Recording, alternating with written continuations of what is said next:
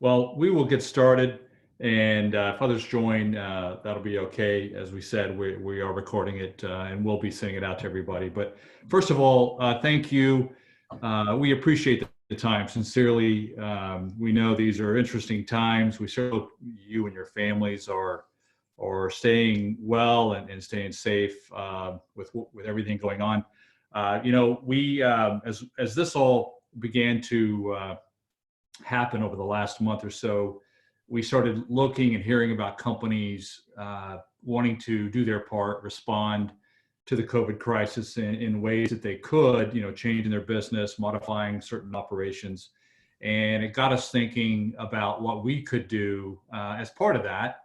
And given that we're in the supply chain software industry and how supply chains are being impacted, we were thinking what actions could we take, how we could help companies respond and look inward at times where it's not usual, it's not business as usual. So that's what today's conversation is about. That's why we sent the invitation to have a conversation with our founder CEO Paul Noble, hear a little bit about what we have been gathering in the market and trying to understand ourselves around supply chain. And so wanted to have that conversation. So we'll spend probably 15, 20 minutes going through a few slides on, trying to communicate some of the information we've taken in to share with everyone, and certainly have a few questions on that at the end as part of that. So with that, I'm going to introduce Paul and cover the agenda, and then I'll hand it over to Paul for that, for the rest of the time. So first, Paul Noble, our founder and CEO for the company, has been in operations for the past about 3.5 years. And Paul was recently named Supply Chain Proto for 2020. As auspicious as 2020 has begun, this was one of the brighter notes. So congrats to Paul on that. He's been a veteran of the materials industry for years, and the distributor supply industry. Had a very long career with Sherwin-Williams, understood and saw some of the issues and challenges that the industry had around material master, inventory levels, et cetera, which inspired him to start the company. And so with that, we thought we'd keep this very crisp on the agenda today. So thank you again. And really 3 things for today as we walk through the next half hour. So the first of, as I mentioned, what is the state of supply chain? And as we're all trying to respond in our own ways in our companies, and what is the market guiding us as the best they can? So we kind of want to do our own research, really listen to some of the experts that have the time and are paid to do that, and share some of that insight with you. So you'll hear some of that guidance. And then secondly, because a lot of that, as we saw, is related to data, which pretty much everything is today, we wanted to share with you a little bit of the insight and how to harness the data, how we're helping our customers do that, in not just responding to COVID, but really helping them prepare during this time and to come out the other side a bit more prepared and really with a different strategy for it. And last, over the next 90 days, what can we be looking at doing during this very different time? And we'll talk through that as well. As I said, a little bit of Q&A at the end. So with that, I'm going to hand it over to Paul, start out with some of the market guidance that we've seen and have him walk through that. Paul? Thanks, Jeff. Appreciate it. And appreciate everyone taking the time. I'm going to reiterate Jeff's point. We understand how valuable your time is always, but certainly amidst what's going on. The uncertainty, I think, is the biggest key. So we thought it would be helpful for all parties to get together and have us aggregate some of the important things that we've seen across experts in the industry, from Gartner to McKinsey, and some just high-level opportunities and ways to look at this time of uncertainty and understand that during it there are actions that can be taken and things that can be done amidst that uncertainty. So we want to keep this pretty open and conversational, and get your wheels turning a little bit on where opportunities lie within your supply chain, and where to take action now. So starting with that, many of you may be familiar with Gartner's new supply chain planning, project planning matrix. This is a way to scorecard and prioritize projects across end-to-end supply chain. And so, like the magic quadrants that they've been doing for years, and if not decades, same layout, right? So you score different projects based on a multitude of different criteria, and the goal is to be in the top right: high value, low effort, low risk. And it's more important ever than now to maximize your resources, maximize speed to value, and drive that quickly. And so as we look at this and where we're talking and how you should look at it, is,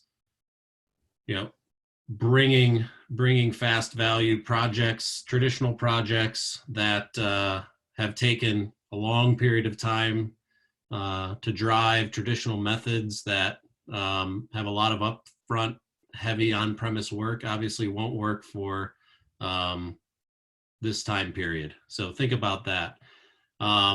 Additionally, there's this balance of cost-cutting measures versus having what you need to run production and fulfill orders and needs and produce goods across the manufacturing industry.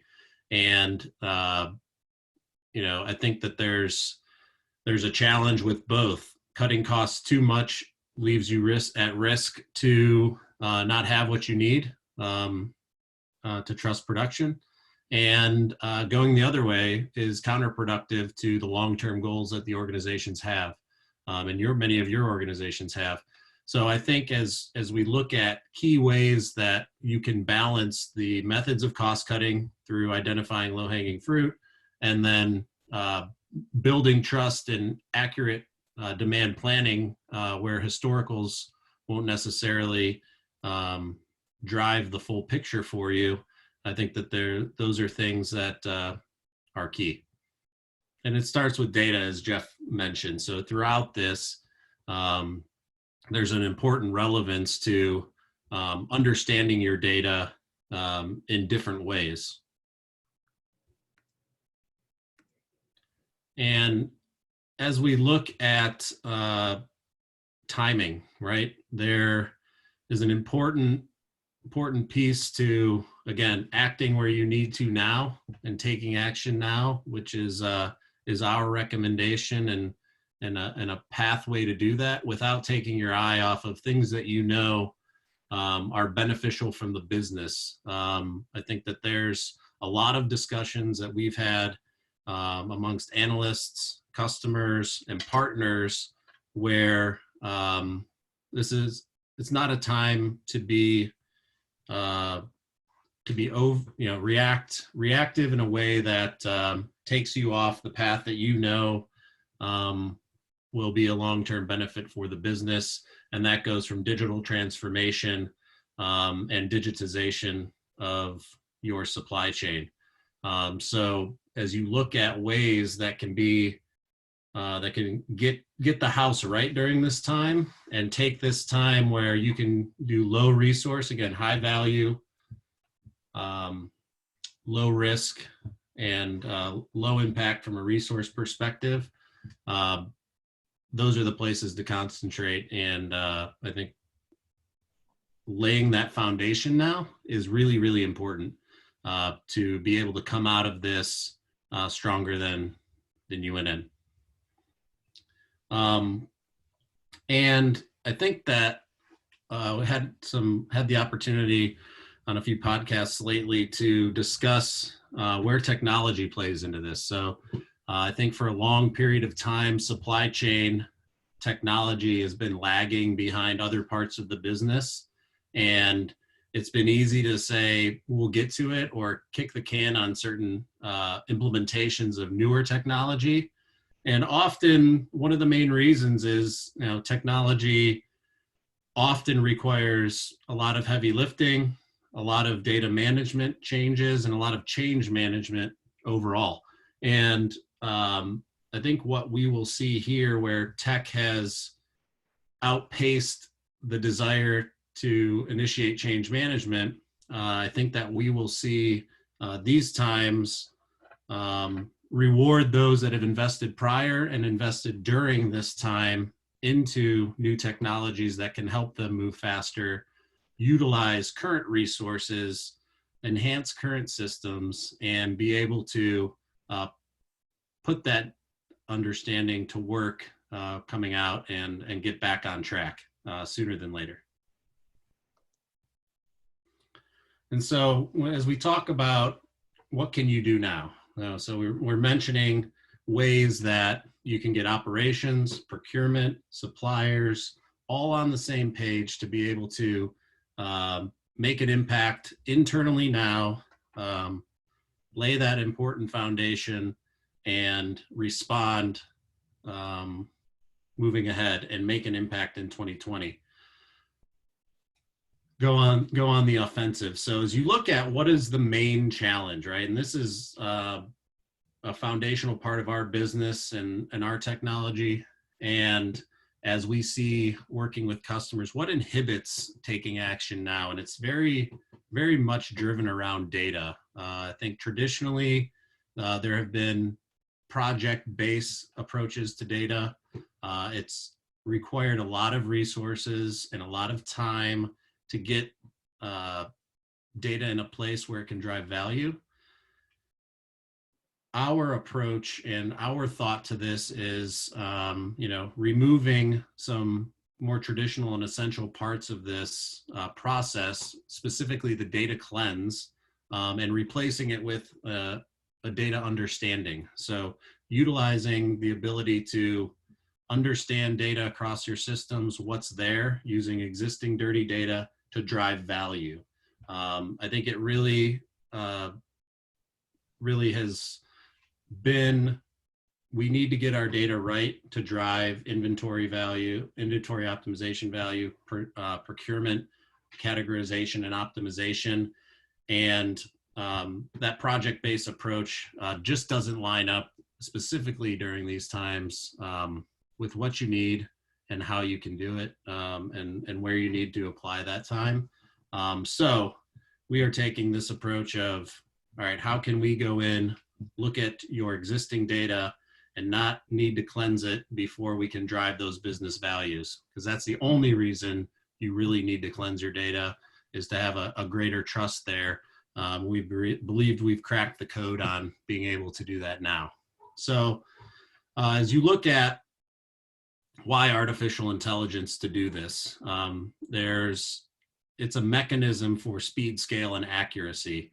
So bridging the gap and bringing all of these important elements together helps reduce change management, helps drive outcomes quickly, and will ultimately help you get to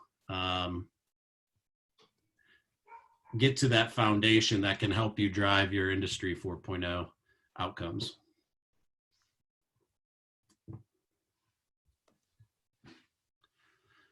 And so if we look at consistent challenges across customers, we have any manufacturing customer, regardless of the Frankenstein that they run in their systems, really are baselined across lack of control in understanding data that inhibits them managing their business the way they want to. It's a system limitations problem, and it is a scalability problem with traditional systems that doesn't allow organizations with global spread to plan appropriately and act appropriately.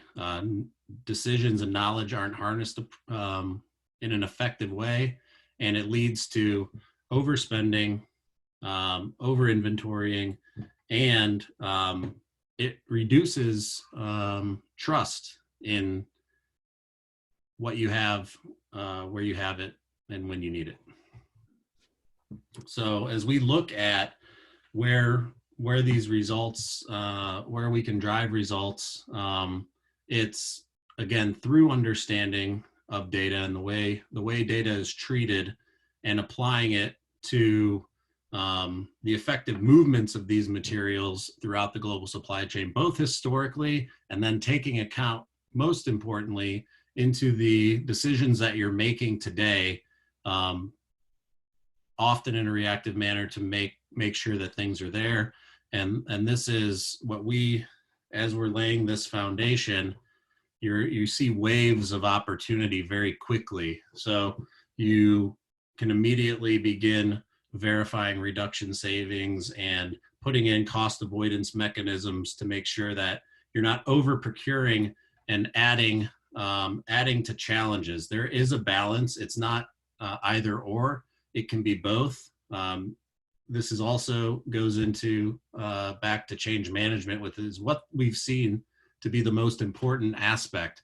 How can we do this remotely with little resources and be able to make decisions quickly?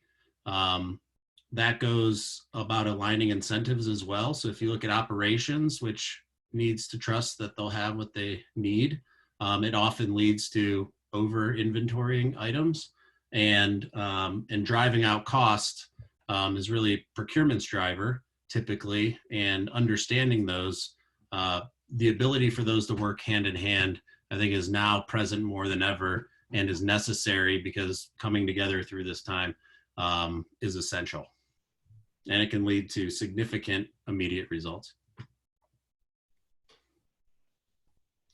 So as we've talked about this kind of path of uncertainty, right? All of us were obviously very surprised on how this impacted our lives and our businesses, and kind of everyone, I think, is, regardless of industry, manufacturing or not, is looking at, all right, what does the next week look like? What does the next 30 days, 60 days, 90 days look like? And as that clarity comes into focus, I think that it's really important to be, again, taking action now and working towards what that recovery looks like, and what you're aligning during this time to be able to move quickly and back to normal, or as normal as possible business. So as we circle back to our response, we looked at how can we help impact this speed, build awareness of new approaches to decades old problems. And we likened it back to and leaned on our partners at Gartner, and had conversations with them around their supply chain planning matrix.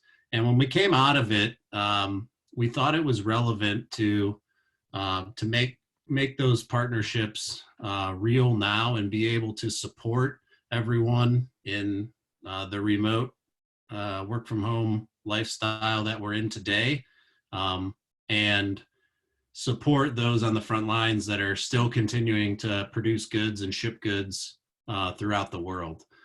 So we've taken the high value, low effort, low risk, upper right quadrant that Gartner has created in the supply chain planning space, and we've turned it into high value, low effort, no risk for each of our customers, and those that we've been talking to, and feel, and building awareness on how we can help. And what do we mean by that? We are uniquely built to be able to support you remotely and get started on understanding your data and putting that foundation in place over the next 30 to 60 days. It seems very complex and overwhelming, but it's been amazing how everyone has adjusted and kind of locked arms to be able to come together and say, we can do this remotely, and what traditionally has been a face-to-face and on-premise engagements, we don't see those coming back anytime soon. So to delay this this type of action, we feel is more of a detriment than a help to these organizations. So we're making it very simple. We can obviously, coming out of this message, be able to appropriately look at ways that we can understand your priorities, come together, easy, simple exports of your data that we can get to work on over the next 30 days, and no risk to you. So we've modified our business model and offering a limited subscription at no cost. This is a very simple exchange of data. It will involve just a few short conversations on where we want to align and support your goals. And within a 60 to 90 day period, our expectation based on our past performance and where we're going in terms of our value, we'll be able to have you make a demonstrable impact on your business through a significant amount of verified savings. That is our expectation to pay for the program 10 times over, and at least for the entire first year of our service to you. And so that will allow us to importantly lay that data foundation, that deep learning data foundation, allow you to identify and bring all of your plants together in a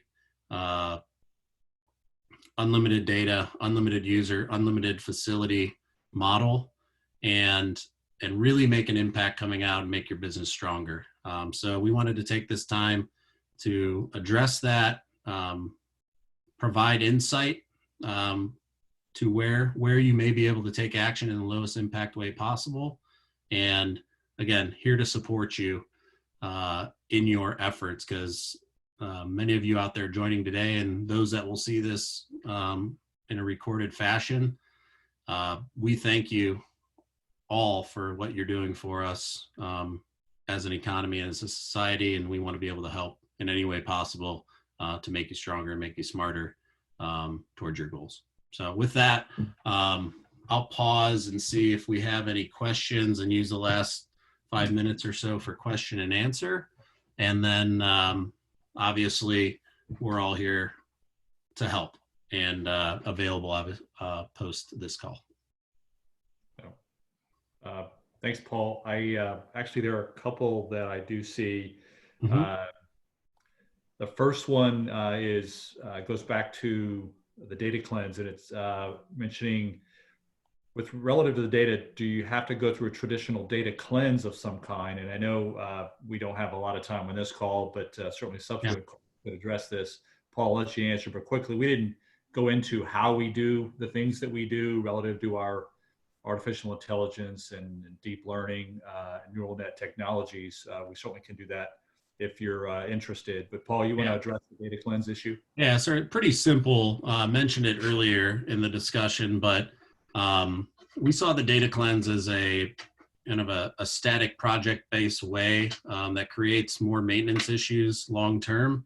We believe data is a living and breathing thing, and through our technology have a unique ability to go in, read material master records and movements, utilizing the beauty of artificial intelligence, and don't have to cleanse data to drive results. Back to what I mentioned earlier, data cleansing is a step to drive inventory optimization and procurement optimization and strategic procurement. And if that's what you're cleaning your data to do, we can circumvent that process, which cuts down potentially 3 to 5 quarters worth of time, and that obviously that investment before you realize information. And again, we're happy to explain it on a one-on-one call with any of you. Another question around relative to how do you get started Is it with one or two plants of data? Can you maybe describe a little bit more about how you would get started? Yeah, traditionally the rollout process is you have data and you have optimization, and you're usually looking at one, maybe two, maybe three plants worth of data. You're looking at starting with those facilities to prove a concept of sort. And the approach that we've taken is that data across the supply chain is important. There's a lot of duplication. There's a lot of disparate data and decisions being made. So we need to look at all of those elements to provide the best and fastest value and solution and the longest sustainable value and solution for our customers. So back to what I mentioned earlier, unlimited records, unlimited users, unlimited facilities, because we look at all the information. And typically we will start in a pocket, but that's up to you. You know how your organization runs. You know how to manage change better than anyone or any consultant could come in and tell you to do. So with that, I think it's a unique approach of really understanding and getting out of this 90 days a fully predictable path of what's there, and obviously a trust that our partnership can get you there. Okay. Let me look one more time. Unless there's any other questions.